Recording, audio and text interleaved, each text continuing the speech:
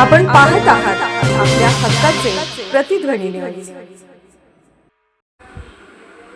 कोळी समाजाच्या प्रलंबित मागण्यांसाठी जिल्हाधिकाऱ्यांना स्मरणपत्र। आमचे सांगली वार्ताहर कळवतात की सांगली जिल्हा कोळी महासंघ यांच्या वतीने आज कोळी समाजाच्या विविध प्रलंबित प्रश्नांच्या सोडवणुकीसाठी जिल्हाधिकारी कार्यालयात स्मरणपत्र सादर करण्यात आले।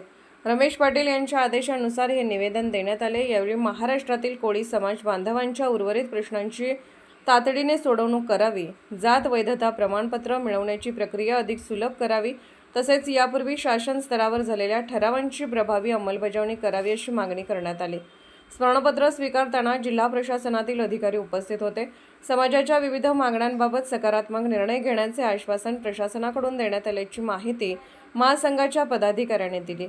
यावेळी माननीय आंबेगिरी मॅडम, मस्के सर, विकास सूर्यवंशी, डी.के. पाटील, पुणदी, राकेश कोळेकर, कुमार कोळी, संतोष कोळी, सावकार, अमर कोळी, संतोष कोळी, तासगाव, राजमाने काका, प्रकाश कोळी सर, बबन कोळी, लता कोळी, मस्के मॅडम, सांगली जिल्हा कोळी सेवा संघटनाचे जिल्हा अध्यक्ष एकनाथ सूर्यवंशी, जयसिंग कोळी, विशाल कोळी, इस्लामपूर, ज्येष्ठ मार्गदर्शक अमोल नांद्रेकर, गजानन कोळी, कृष्णा कोळी, मिरज, विनोद कोळी यांच्यासह मोठ्या संख्येने कोळी समाज बांधव उपस्थित होते।